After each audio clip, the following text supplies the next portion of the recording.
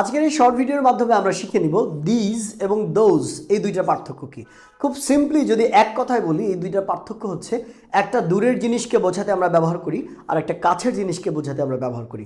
যেমন এই পাশে আসছে দিজ, দিজ এবং দোজ দুইটাই হচ্ছে প্লুরাল প্রোনাউন, মানে দুইটা দ্বারাই একের অধিক বস্তুকে বোঝানো হয় বা ব্যক্তিকে বোঝানো হয়।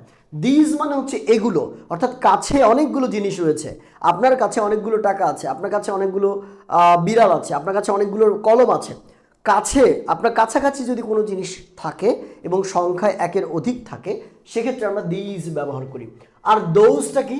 দোজটা হচ্ছে ওইগুলো, মানে দূরে কোনো জিনিস আছে এবং অনেকগুলো জিনিস দূরে অবস্থান করছে, আপনি দূরের জিনিসকে দেখিয়ে দিচ্ছেন, সেক্ষেত্রে আমরা ব্যবহার করব দোজ। আমরা উদাহরণ দেখি, যেমন এই আপেলগুলো টাটকা, এই আপেলগুলো, তার মানে আপেলগুলো কিন্তু এখানে রয়েছে।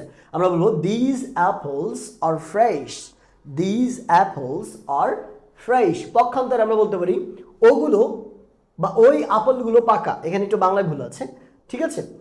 সো এখানে প্রত্যেকটা বাংলায় এই যে ওগুলো, এই কথাটা ওইগুলো হবে, এখানে একটু ভুল আছে, একটু ঠিক করে নেবেন। দেখেন কি বলবো আমরা, ওই আপেলগুলো পাকা, এই কথাটা এইভাবে বললে বেশি সুন্দর শোনায়। ওগুলো আপেল পাকা কথাটা কেমন শোনাচ্ছে দেখেন। তাহলে ওই আপেলগুলো পাকা আমরা কি বলি, দোজ অ্যাপলস আর রাইপ, কারণ দূরে বোঝাচ্ছে, অনেক দূরে, এই কারণে আমরা বলছি দোজ অ্যাপলস।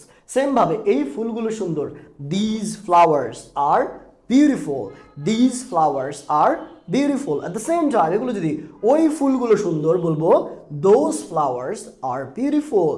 এই খেলনাগুলো মজার, তাহলে these toys are fun to play with, এই খেলনাগুলো বেশ মজার, these toys are fun to play with. এবং এই খেলনাগুলো এবং ওই খেলনাগুলো বেশ মজার,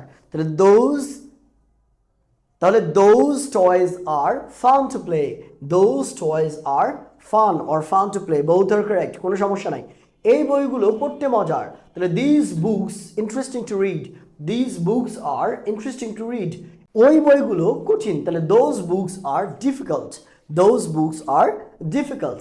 এবং এই জুতোগুলো আরামদায়ক, আমরা বলতে পারি these shoes are comfortable, these shoes are comfortable। এবং ওই জুতোগুলো পুরাতন বা ওই জুতোগুলো আরামদায়ক নয়, সেক্ষেত্রে আপনি কি বলবেন, those shoes are old অথবা those shoes are uncomfortable, those shoes are uncomfortable, মানে ওই জুতোগুলো আরামদায়ক নয়। সো এইভাবে দিজ এবং দোজ দিয়ে কিন্তু আপনি অসংখ্য বাক্য তৈরি করতে পারবেন। আশা করছি বাক্য তৈরির সময় দিজ এবং দোজের মধ্যে পার্থক্য বুঝে তৈরি করবেন, যাতে করে আপনাদের মিস্টেকগুলো না হয়। কাছের জিনিস, কাছের অনেকগুলো জিনিসকে বোঝাতে দিজ, দূরের অনেকগুলো জিনিসকে বোঝাতে আমরা দোজ ব্যবহার করে থাকি। দেখা হবে পরবর্তী ভিডিওতে। এরকম আরও ভিডিও পেতে আমাদের পেজটা একটু ফলো দিয়ে রাখতে হবে।